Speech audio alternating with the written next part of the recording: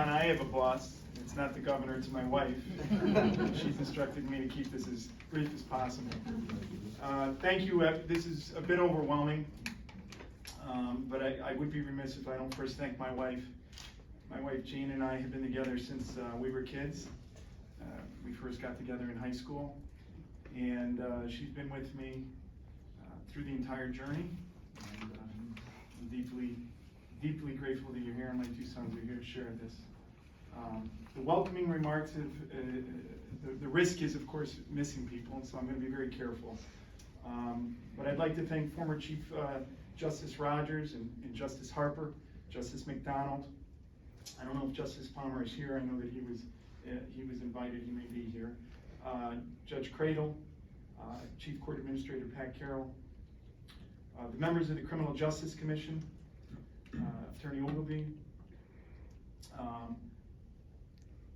my friends and my colleagues from the 13 judicial districts, the state's attorneys, the employees of the Division of Criminal Justice as a whole. I'd like to recognize especially the wife of Jack Bailey, former Chief State's Attorney. Mr. Bailey holds a special place in my heart, and I know my wife's heart. He hired me, and we really looked on Mr. Bailey. I think many of us in the division looked on Mr. Bailey as the epitome of class. He carried himself with such dignity. He led the division. I know as a young man, looked up to Mr. Bailey. So it's with deep pleasure that I welcome you here today.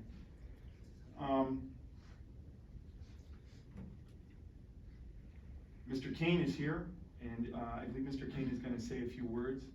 I'm deeply grateful that I had an opportunity to serve under Mr. Kane in various capacities.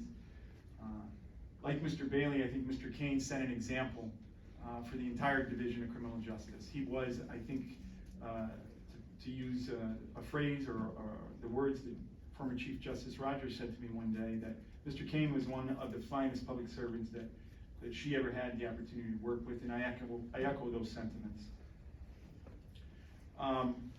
Justice McDonald, members of the Commission, I thank you for giving me the opportunity to serve in this important position. And it's with a deep and profound sense of humbleness and appreciation that I take up the duties of Chief State's Attorney. President John Kennedy once said, "There is no greater service than public service, and no greater honor than service to the public." That statement to me perfectly captures the essence of what it means to work in the Division of Criminal Justice. Not just as this Chief State's Attorney, but at any level and in any capacity, we must recognize that public service is indeed an honor. Pursuant to Article 23 of the Connecticut Constitution, the prosecutorial power of the state is vested in the Chief State's Attorney and the 13 state's attorneys. As the administrative head of the Division of Criminal Justice, the Chief State's Attorney must act as the first among equals and prioritize working with the 13 state's attorneys in a collaborative manner for the development and implementation of policies and directives statewide. In the coming months, as we begin to review current policies and implement new procedures, the fundamental goal of the Division of Criminal Justice policy development must be to promote public confidence in our prosecutorial decisions and in the exercise of our prosecutorial discretion.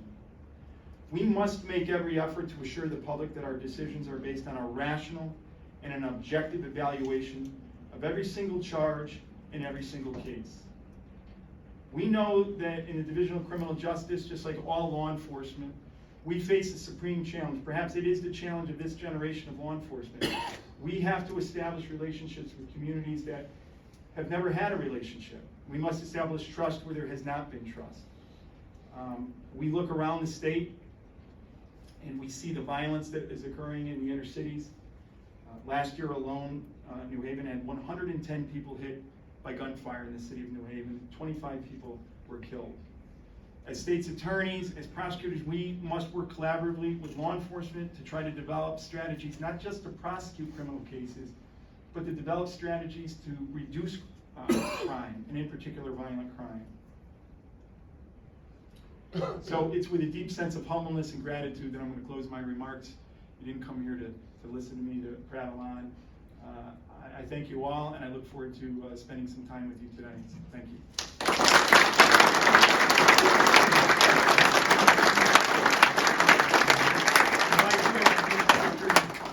Former Chief State's Attorney Kevin Kane has a few words.